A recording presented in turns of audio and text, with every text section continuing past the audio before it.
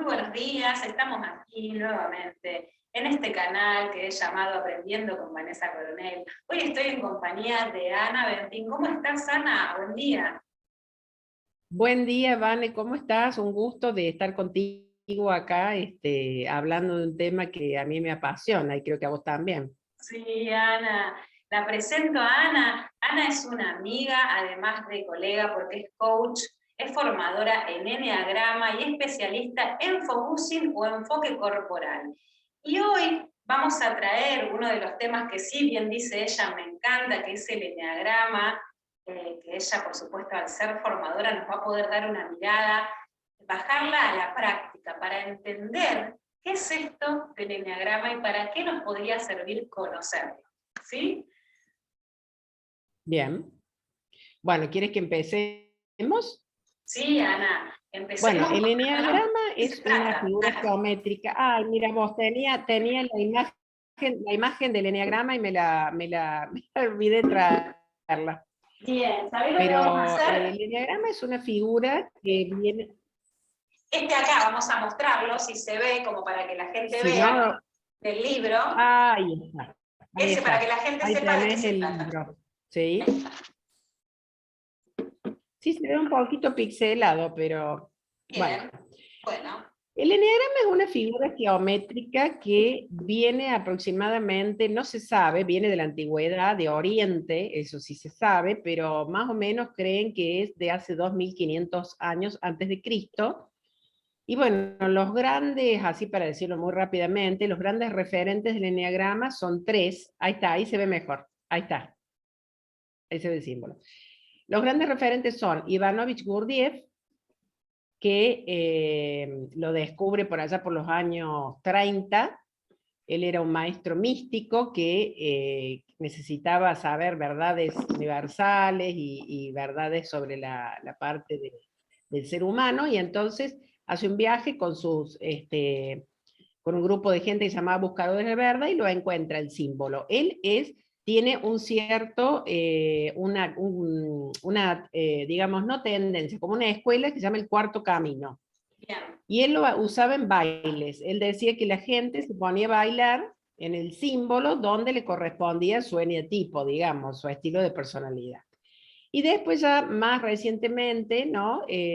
Digamos, no tan recientemente, ya por allá por los años 50, un boliviano, también maestro místico, Oscar Ichazo, lo descubre por otro lado, no se sabe exactamente por dónde, y él, junto a Claudio Naranjo, que es un chileno, un psiquiatra chileno, lo llevan a la práctica, digamos, en un instituto que estaba en Chile, que se llamaba en la ciudad en Arica, que se llamaba, después le pusieron Arica Institute, porque lo llevan a Estados Unidos, y allí es donde lo aprenden mucho los jesuitas. Por eso los sacerdotes jesuitas saben mucho del eneagrama. Y de ahí Ah, empieza ya una rama de discípulos y de libros, etcétera, sobre esto. Pero bueno, vamos a ir más que todo para ser prácticos. ¿Para qué sirve el eneagrama, no es cierto? Bueno, el eneagrama es una excelente disciplina o recurso para el autoconocimiento. bien. ¿Por qué? Porque el eneagrama en estos 9, enea, vamos a decir que enea viene de 9, grama de gráfico del griego, es el diagrama de 9 tipos, o sea, son 9 eneatipos o 9 estilos de personalidad. Ahora se está hablando de estilos de personalidad en vez de eneatipos porque dicen que, bueno, para no encasillarlos, etcétera. En primer lugar, antes de decir esto del autoconocimiento, quiero decir que no tiene nada que ver con ninguna religión. Es una disciplina que es para todo el mundo, es decir, cualquiera lo puede aprender. No tiene una limitación ni de raza, ni de edad, ni de religión, etcétera. O sea que eh, hay como varias tendencias o ¿cómo es que se llaman? No me sale la palabra, digamos. Algunos lo ven desde un punto de vista más espiritual, otros, por ejemplo, como Claudio Naranjo, lo ve desde un punto de vista más, como es psiquiatra, más desde la enfermedad o de las Ah, compulsiones. Hay otros que lo ven, por ejemplo, Roberto Pérez, desde un punto de vista más antropológico. Yo lo estudié con la corriente, eso no me salía, la corriente de ahí Roberto está. Pérez es más antropológica.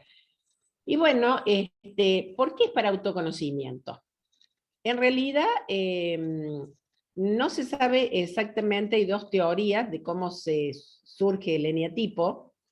Hay una teoría que es innatista, que es la que da Hichazo, que dice que nosotros ya venimos con el eneatipo y acá se produce una desconexión, después que nos nacemos y nos desconectamos de la fuente, se produce una desconexión del ser.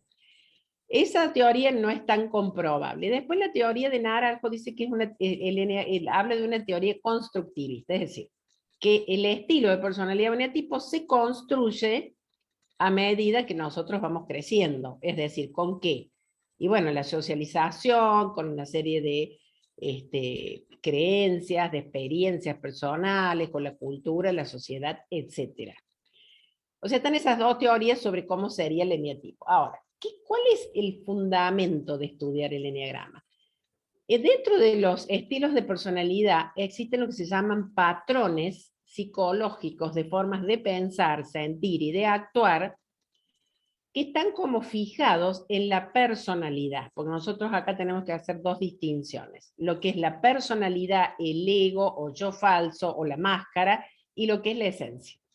Sí. Digamos, el estudiar el eneagrama nos lleva a conocer cuáles son estos patrones del ego, que son fijos, que nos llevan a conductas repetitivas, siempre hacemos lo mismo, inconscientemente, para poder atravesar esto, es decir, ya vamos a ver cómo, y llevarnos a nuestra esencia. Entonces, el eneagrama propone que nosotros activemos nuestro observador o testigo interior, esta capacidad que tenemos los seres humanos de autoconciencia, es decir, de observar lo que está afuera, pero también de autoobservarnos.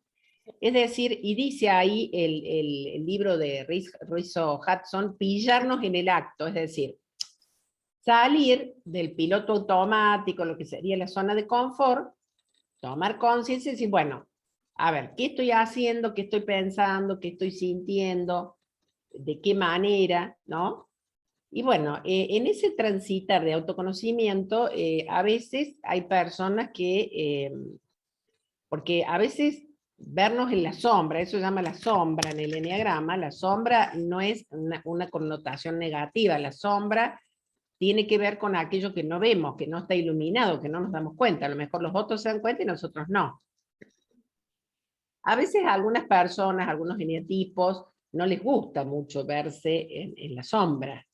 Entonces, en este proceso de autoconocimiento, a veces hay personas que tienden a abandonar o a no querer seguir, porque esto de la sombra es como que, diríamos, para hacerlo con un orden, vos activas tu observador, haces consciente lo inconsciente, podés determinar estos patrones o esta sombra, y primero la tenés que aceptar para poderla transformar, si no hay Claro. aceptación, Un poco lo no que hay decía transformación. Ian sobre integrar la sombra, ¿no? Que él también lo dice. Es que exactamente, está tomado de la sombra justamente de Carl Jung, que él dice eso, dice que Carl Jung dice algo así como que lo de la sombra no es crear figuras de luz, sino integrar la oscuridad. Sí, es la aceptación en sí misma, ¿no? Decir, bueno, esto está en mí, es parte de mí, y convivo con esto.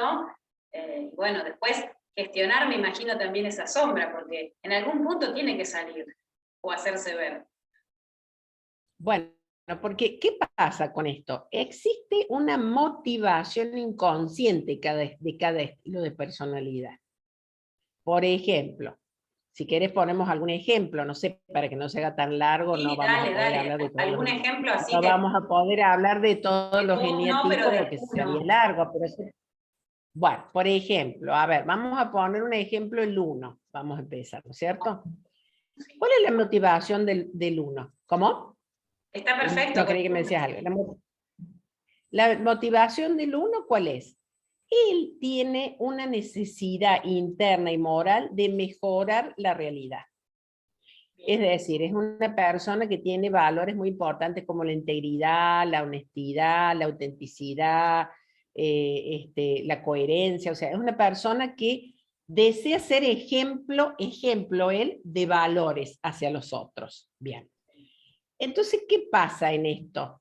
En esta situación inconsciente, aparte es una persona que también, como Luz, podríamos decir, sigue procesos, es detallista en los procesos, es una persona, porque ya después te voy a contar, hay 3 áreas o centros operativos, que es el visceral, el emocional y el mental. Bueno, el uno está en el visceral. Sí. Pero ¿qué pasa con esto cuando el uno está, digamos, lo que nosotros llamamos en un nivel de conciencia? Pérez lo llama alterado, Rizzo Hudson habla de un nivel de conciencia más insano, digamos. En general las personas estamos en un nivel de conciencia medio, porque está el insano, el sano y el iluminado, el nivel de conciencia más alto.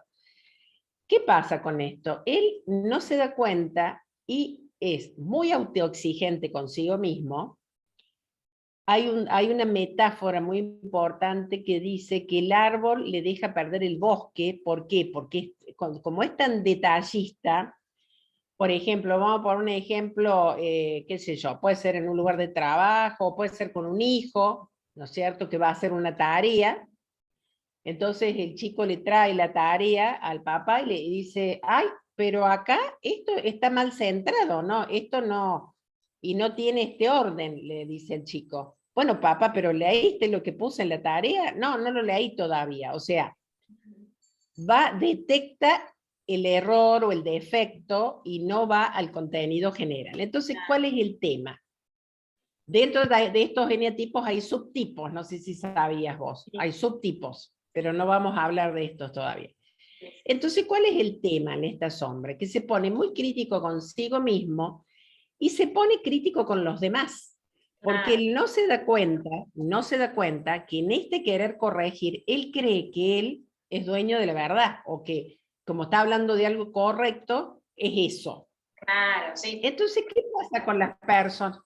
Sí, ¿qué me Yo te querías iba a decir, decir Dani? que no por nada es el llamado el perfeccionista, el uno, cada eneatipo tiene su nombre y bueno, es justamente una esencia, pero que si la miramos desde la sombra, choca con un poco falta de sensibilidad o tanta estructura que no puede ser flexible. Exactamente, se pone como en una rigidez perceptual muy grande el uno.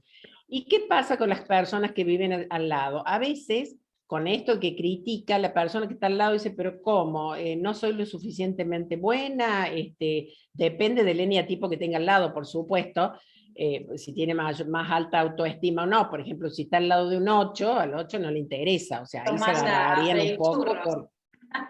Claro, pero qué sé yo, a lo mejor un NEA tipo 6, un NEA tipo 4, que son como de estima más baja, los afecta mucho esto, ¿no? Sí. Entonces, una de las cosas que tiene que tomar conciencia el uno, que las cosas, la naturaleza es perfecta tal cual es. Las cosas pasan tal cual son, ¿no? Si uno lo ve de un lugar más holístico, más espiritual, si bien a uno le parece que el mundo es un desastre, pero en realidad es el orden natural que tienen las cosas. Entonces, ¿qué otra cosa le pasa al uno? No puede disfrutar, le cuesta disfrutar mucho. Por esto de tener, porque además en esto de ponerse tan detallista es muy trabajólico, digamos, porque Claro. tiene que terminar todo, tiene que estar perfecto, y por ejemplo la otra vez una alumna mía, uno me decía que ella tenía en su casa un orden, donde a tal hora se desayunaba, a tal hora se almorzaba, a tal hora se hacía tal cosa. Entonces cuando se salía de ese orden, la gente como que se ponía un poco. ¿Y cuál es otro de las historias estas? Que el uno tiene que lidiar con la emoción que es típica del área visceral, que es la ira. Se le dice ira o enojo. Claro. Pero ¿qué pasa? Esa ira no la muestra manifiestamente como se haría un 8. Es una ira como soterrada, media guardada. Es decir, esa cara de, viste, como No me gusta de y desempeño. Entonces vos le decís, pero ¿qué te pasa? ¿Hay algo que no te gusta? ¿Hay algo que...? Y te dicen, no, no, no, está todo bien. O hace, uno de los mecanismos de defensa es la transfiguración de la reacción. Es decir, él se da cuenta que se está enojando, pero en sí mismo el enojo no es muy perfecto, que digamos, no es muy bueno, no lo hace ver muy bueno. Claro. Entonces, trata de dibujarla, pero se le nota. Y Ana, te hago una pregunta, porque hablando de esto, de cuando alguien en este eneatipo o en general que tenés esta estructura, y ¿no se escucha? ¿Me escuchás ahí? No te escucho. ¿No me escuchás? ¿Qué pasó? A ver, A ver. ¿se escucha? Ahora sí, ahora sí. Así. Sí, sí, recién me escuchaba. Sí, Ah, sí, ahora sí. la Sí, pregunta que te quería hacer era, en esto de sí. ser tan estructurado, poco flexible, digamos, la cualidad de ser afectuoso, porque me suena a tanta rigidez, tanto estar en el detalle, y se pierde eso, o por lo menos del otro lado lo pueden sentir como que no existiera. ¿Cómo es? Bueno, esta rigidez por ahí lo lleva depende del depende del subtipo, ¿no es cierto? Sí, Depende del ala también. Por claro, ejemplo, el ala son los eneatipos que están a los a los costados. costados, que son, por ejemplo, el caso de uno es el 9 y el 2. Un 9 que tiene un ala 2 puede ser más empático con las otras personas, más tolerante. eh, no son personas, o sea, no son personas así súper demostrativas, depende de, porque están más en el área visceral, pero el tema es que el tema sería del demostrar el afecto en esto de que si vos estás con una persona que puede ser tu papá, tu esposo, y te está criticando permanentemente, es complicado porque eso demuestra o que no hay una aceptación, digamos, hacia tu persona, hacia lo que vos haces. Eh, Esto Bien. estamos hablando uno muy en sombra, ¿no? Claro, muy en sombra, A pero a veces la vez, varía en algunos tipos, claro. Sí, yo también lo que... varía entre un hombre y una mujer, ¿no? Por ahí los Ah, bien. varones son como más estructurados y las mujeres son más afectuosas. Poquito, claro, más flexibles. Y por ejemplo, esto en la práctica, ¿qué podría ser esto para dar un ejemplo de justo un eneatipo o podés tener un ala muy desarrollada de uno, si por ejemplo sos un 9 o un 2, que eso después lo vamos a explicar porque es una rueda como mostrábamos antes como un reloj, pero digo, en esto de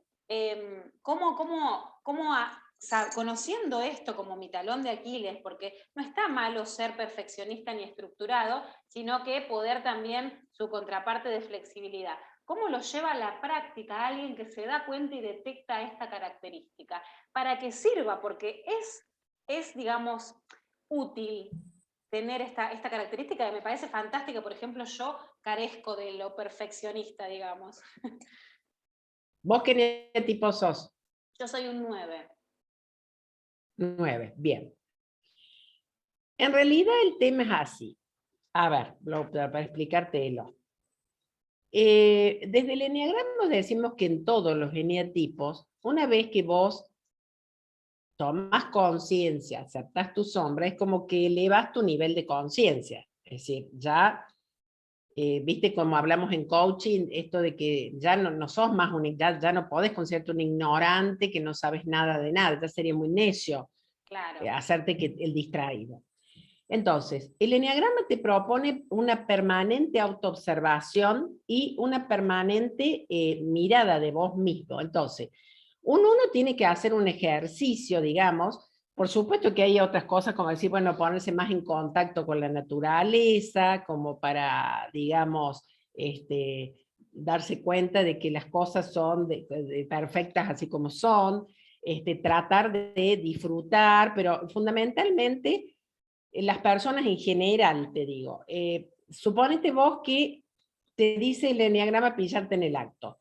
Te das cuenta cuando vas, como digo yo, a derrapar, digamos, o sea, cuando el uno se va y dice, a ver, va a empezar a corregir o a corregir a alguien, acá me salió el crítico, y entonces, o puede que lo haya hecho y diga, no, esto es más, ahora, es toda una tarea de toda la vida, porque, por ejemplo, suponte, yo soy un 7 y yo soy dispersa y bueno, es como que eso está ahí de fondo y tenés que ¿cómo es que se llama? Tenés que, es una, no quisiera llamarle lucha porque suena como muy, pero es una tarea, digamos, de siempre.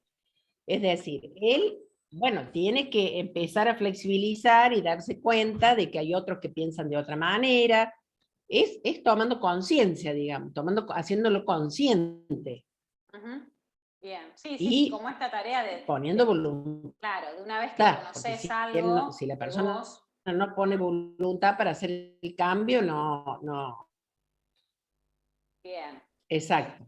perfecto. Sí, sí, sí, es una Y totalmente. además, claro, o sea, una tarea, por eso te digo, una vez que vos ya ingresás en este mundo y bueno, no podés hacerte el distraído, digamos, ya sabes que hay otra cosa, que hay otra forma de vivir, entonces, pero por supuesto, por ejemplo, el caso del uno tiene que ver con esta aceptación de que él no es dueño de la verdad, de que está siendo excesivamente perfeccionista y estricto con los demás, y bueno, es como yo te digo, tiene que haber una apertura al cambio, porque si no hay apertura al cambio, es muy difícil que...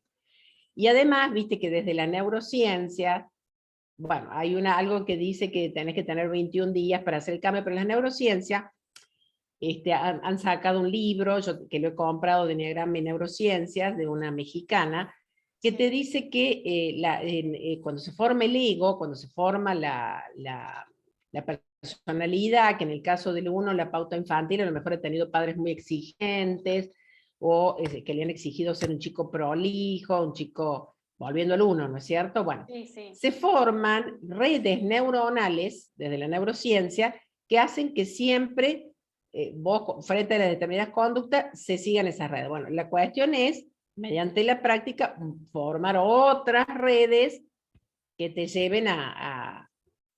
Yo cuando hablo con los unos, les es difícil, depende del subtipo, les es difícil, les es difícil la lucha contra el perfeccionismo, ¿no? Claro, porque es algo Que que tienen esa tendencia. aflora, aflora. Claro, pero no quiere decir que sea imposible. Bien. Sí, o sea que, por ejemplo, si mi tendencia es el perfeccionismo, una práctica que yo buscaría es algo que me desestructure, que me afloje, que tenga que ver con el disfrute, algo que yo incorpore en mi vida diaria hasta que sea parte de mí, para tener esa otra visión también, ¿verdad? Por eso te decía, en contacto con la naturaleza o hacer, qué sé yo, alguna cosa, no sé, baile, danza, algo que lo lleve a disfrutar y a desestructurarlo, Sí, o claro. desestructurarla, ¿no? O sea, ese tipo de cuestiones. Yo Perfecto. ahora en realidad estoy tratando de unir con focusing, ¿viste? Para hacer no solamente desde la parte cognitiva, sino ya de una parte más profunda corporal, y ir trabajando esta cuestión, ¿no? Este tema de los eneatipos. Me parece bárbaro, es súper interesante esto porque justamente cuando empezamos a integrar, justamente del coaching lo dice, ¿no? El lenguaje, la emocionalidad y el cuerpo, cuando vos abordás desde esos lugares, creo que tenés mucha posibilidad de entrar o de gestionar desde diferentes campos y me parece que es como más, no sé si efectivo es la palabra, pero tiene otro peso. Sí, porque lo que pasa es que la mente por ahí no está siempre en el presente, la mente por ahí interviene en las creencias, etcétera. Entonces, desde el focusing trabajamos el perfeccionismo a ver qué sensaciones corporales le produce a la persona, esto de estar permanentemente viendo los detalles, como para trabajar, ¿viste? Y aflojar esa parte también, ¿no? Bien. ¿Sabes qué me interesa para que la gente se lleve también? Porque bueno, hay posibilidades de hacerte test rápido, el test corto y el test largo, que incluso lo podemos dejar, porque son de acceso libre, debajo de este video, pero después, ¿qué es lo recomendable para terminar porque son muchos los pasos para llegar a saber cuál es tu eneatipo? Porque a veces te dan dos, o te dan un 50% uno y otro, y es decir, ¿cuál soy? Porque es verdad que no somos uno puro, tenemos, y depende el estadio o la etapa de la vida en la que estemos también, ¿verdad? Bueno, ahí te quiero explicar dos cosas. Dale. Por empezar, nosotros en el Enneagrama decimos que existen 9 estilos de personalidad y 9 atributos psíquicos. Sí. que tenemos todas las personas y que lo deseable sería que todos pudiéramos activar esos atributos. Pero hay uno que es el dominante. Bien. Pero nosotros tenemos que integrar todos, ¿no? Bien. Entonces, para la identificación, vos haces el test. Generalmente te suelen dar 2 o 3 más altos. En el 80% es probable que sea tu eneatipo, pero hay personas que les cuesta bastante identificarse, incluso después de terminado un curso, porque a veces, por ejemplo, he visto a los 4 que a veces se identifican como 1, porque es uno de los caminos de crecimiento, y a lo mejor depende mucho de cómo haya sido la vida de esa persona, cómo, suponete puede haber tenido un padre, una madre, uno, y se ven más en el 1, por ejemplo. Claro. O, claro, o por ejemplo a los 9, por ahí les cuesta identificarse, porque como es un eneatipo que por ahí se diluye un poco en su ser, ¿no? Con esto de querer mediar y no crear conflicto. Entonces, lo ideal es, yo siempre que doy cursos, le digo a las personas, bueno, esto es una energía, en vez de decir, mira, este es tu eneatipo, esta tiene que ver con una energía más 1, una energía más 2, más 3, ¿me entendés? O sea, y que la persona directamente se identifique ella con su eneatipo, porque es como un venir a casa. Y en el curso, cuando se van viendo los diferentes temas, porque es amplísimo el enneagrama, las personas ahí se van identificando más con la... Sí, además hay Más algunas que con el test.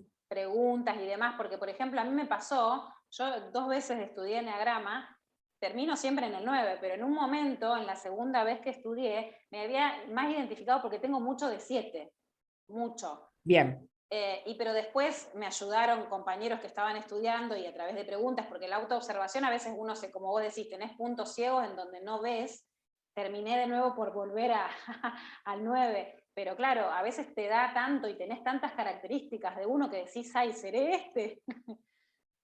Lo que pasa que el 9 y el 7 a veces se confunden. La diferencia está en que el 9 evita el conflicto y el 7 evita el dolor o lo displacentero. Bien.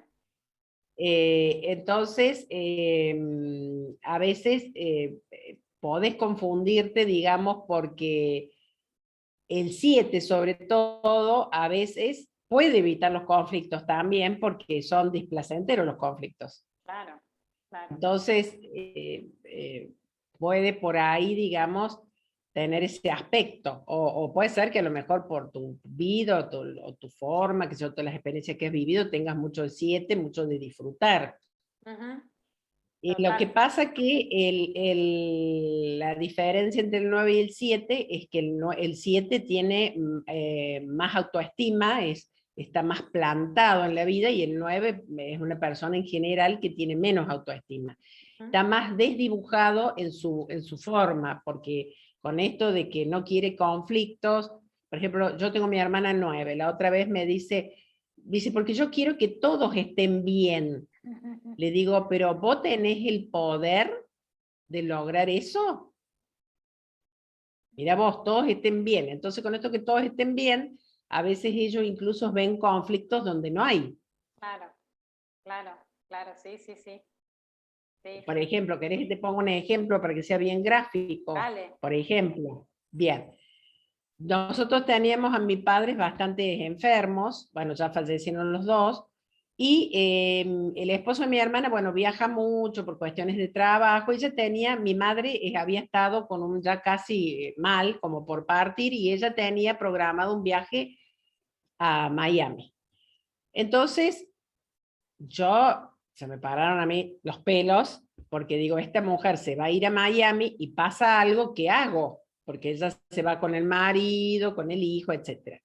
Entonces ella me decía que ella estaba tironeada entre el marido y el hijo, que le decían que si ella no iba, ellos no iban, que por supuesto estaban con una empatía un poco relativa hacia ella y hacia lo que estaba pasando, Y me dice, y vos me dice que, por ejemplo, yo soy 7, pero tengo mucho de 8, de esa parte visceral, me dice que vos ardés en llamas si yo me voy. Y entonces le pregunté yo, ¿y vos qué querés? ¿Qué querés vos? ¿Vos querés ir o no? Olvídate de mí y olvídate de tu marido y tu hijo. No supo qué contestarme. Claro, nunca se había preguntado qué quería. Claro, porque se diluye en el propio ser, es decir, por eso te digo que a veces ven conflictos donde no lo hay en este sentido. Si ella hubiese estado más firme, hubiese dicho, no, yo decido no ir. ¿Por qué? Porque, bueno, porque me quiero quedar, porque yo le dije, bueno, si vos decidís irte y pensás que vas a disfrutar, bienvenido sea, anda. Ahora, si vas a ir y no vas a estar bien, no te va a servir de nada tampoco. Pero vos fíjate cómo se diluía ella. Ella estaba entre que quedaran bien el marido y el hijo, que quedara bien yo, No y había ella manera quedó de en el conciliar medio. eso. Entonces por eso le pregunté la pregunta del millón que le haríamos un 9. ¿Qué querés vos? ¿Qué querés vos? ¿Vos qué querés? Es verdad, es Claro. verdad. Es verdad, sí, sí. Y eso de lo visceral es impresionante. Bueno, no nos da todo el tiempo para explicar, pero esto de lo emocional, lo mental y lo visceral son características, digamos, de A3. Y bueno, lo tienen en común esto justo que estamos hablando, que es lo visceral, que todo pasa por acá, en lo que siento. El tema que a veces hay una desconexión o no escuchamos o no le damos bolillas. Si a lo mejor tu hermana o yo me pasa algo y estoy más conectada con eso, la decisión ya es interna y uno puede ya plantarse de otro modo, como vos decís. Exacto. Para decirlo muy rápido, visceral, emocional son los 3 centros operativos. Todos tenemos de todos, Sí, pero hay un centro que es el más predominante de acuerdo al estilo de personalidad, un segundo y un tercero que está como más olvidado, digamos. claro. Habría que tratar de desarrollar todos. Genial. Buenísimo. Bueno, Ana, la verdad que es súper interesante y por supuesto que es mucho más amplio que esto que hemos hablado. Son algunas pinceladas de este tema que es apasionante. Al que le interese, voy a dejar igual como para que se puedan hacer el pequeño test. Y si después están interesados en profundizar, se pueden comunicar con vos para tener una sesión, me imagino, y trabajar en Sí, esto. yo mira, por ejemplo, si vos les querés dejar las redes mías, yo todos los miércoles hago un vivo y a Sí, veces voy variando el tema, pero muchas bien. veces hablo de enneagrama. Por ejemplo, Vamos a dejar entonces tu esta Instagram semana para estoy que... hablando sobre las emociones, Sí, orientadas desde el focus y no foco corporal, pero ya la semana que viene voy a hablar del enneagrama o del área. Hablé ya la visceral, voy a hablar de las emociones del área o mental o emocional, ya vamos a ver. perfecto. Entonces vamos a dejar tus redes también para que te sigan por ahí si están interesados en ampliar estas temáticas y conocer un poco más y te conocen a vos también. Así que te agradezco un montón Exacto. porque hicimos un pantallazo general. Bueno, espero que lo disfruten porque por lo menos a mí será que me gusta tanto, me parece que hay mucho para mirarse justamente y para observarse en cosas simples como vos dabas los ejemplos recién, que parece que tiene que ver Sí. esto y realmente tiene mucho que ver y si uno se puede pillar, es como decir, bueno, la próxima frente a una situación como esta puedo pararme en otro lugar para Exacto, observar y porque tomar quiero decisiones. sumarte esto nomás. Además Sí, del autoconocimiento sirve la parte relacional en los vínculos, claro, sí, para ser totalmente. más compasivo con los vínculos, porque uno ya sabe desde qué lugar, qué los motiva a actuar así. Claro, totalmente. Conociendo eso también, la mirada de hacia el otro. Exacto, exacto. Una medida Excelente. más compasiva. Y sí, porque siempre miramos al otro, mirá cómo me trata o mirá lo que me hace o por qué. Y si uno es como bajar un poquito y decir, a ver, ¿quién es el otro que me habla? ¿Desde dónde me está hablando? Esto no significa que por eso dejo que traspase límites, digo que me parece que hace que bajemos un poquito ese ego que tenemos siempre en la guardia, desde donde abordamos las relaciones y los vínculos. Exacto. Y aparte otra cosa, Vane, nadie me hace, la gente hace. Y yo interpreto de acuerdo a lo que la gente hace, pero nadie me hace, Totalmente, que es nadie me hace. importante también. Sí, sí, Sí. justamente. Eso desde el coaching lo hemos aprendido que también estas Claro, interpretaciones que hacemos y cómo tomamos posición con respecto a eso hace también de cómo responderemos. exactamente, tal cual. Ana, un placer haber charlado con vos sobre esta temática. Seguramente tendremos mucho más para charlar porque, como nombraste Andy, el focusing es súper interesante, así que También, pronto me va a encantar tenerte nuevamente en el canal. Muchas gracias. bueno, no, gracias a vos, Vane. Que Muchas tengan gracias. todos buenos días y gracias por acompañarnos en este proyecto. Gracias.